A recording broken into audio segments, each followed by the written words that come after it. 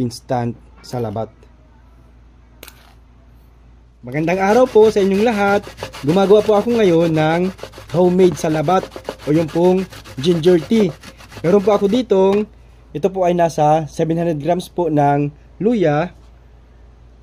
And meron po tayo ditong 350 grams po ng asukal na brown.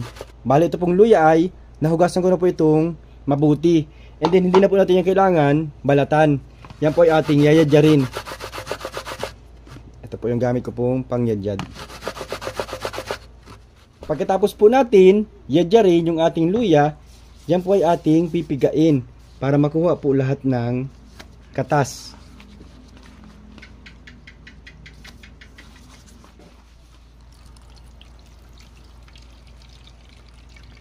Dapat po ay pigang-piga at sayang po yung katas ng luya.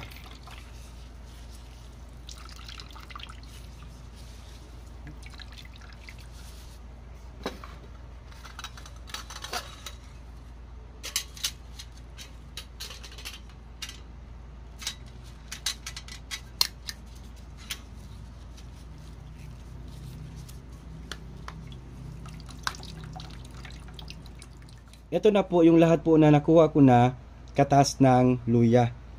Yan na po ay ating ready na pong iluto. And ilalagay na po natin yung 350 grams po ng asukal.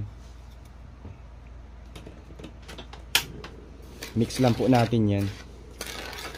And then lagay po natin sa high heat o sa pinakamalakas po na apoy.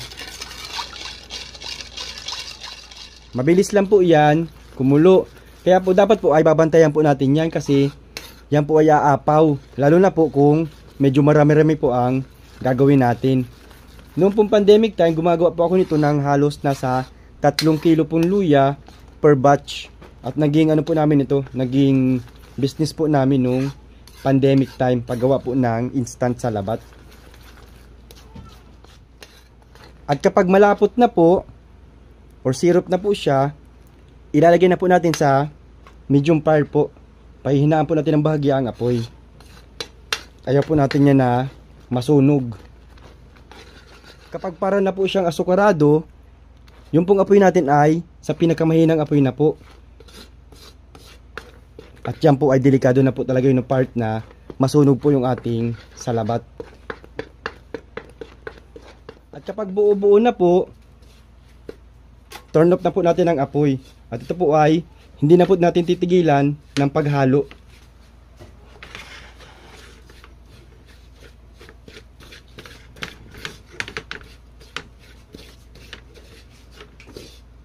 Ayun. Nagbuo-buo na po siya na para pong instant salabat. Ganun lang po kadali ang paggawa ng salabat. At yan po ay, ito na po ay ating dudurugin hanggang sa mapino po natin.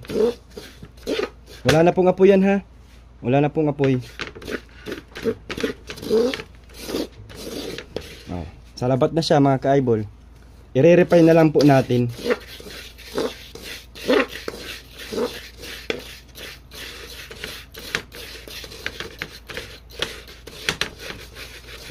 Ganun lang po kasimple paggawa ng instant salabat. And then ito po ay ating sasalain para kung meron pa pong mga buo-buo, yan po ay madurog pa po natin.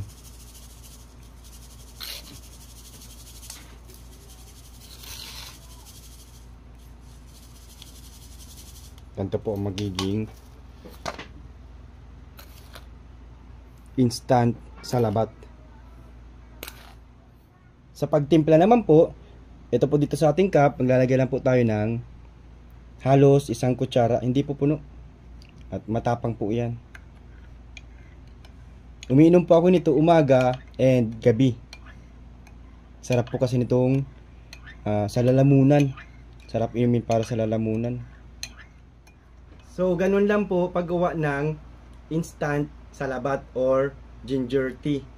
Sana po ay makatulong sa inyo at makagawa din kayo ng instant salabat. At maganda po talaga ang salabat.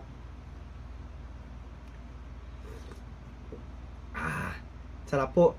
Dati po ang gawa ko nito, yung paninda ko po ay 1 kilo pong luya, tapos nasa 700 grams po ng asukal.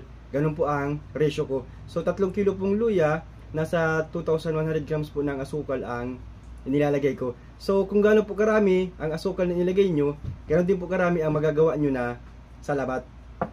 Yung talaga po sa market, hindi naman po sa sinisiraan ko sila. Ang gawa po nila ay minsan ay 1:1.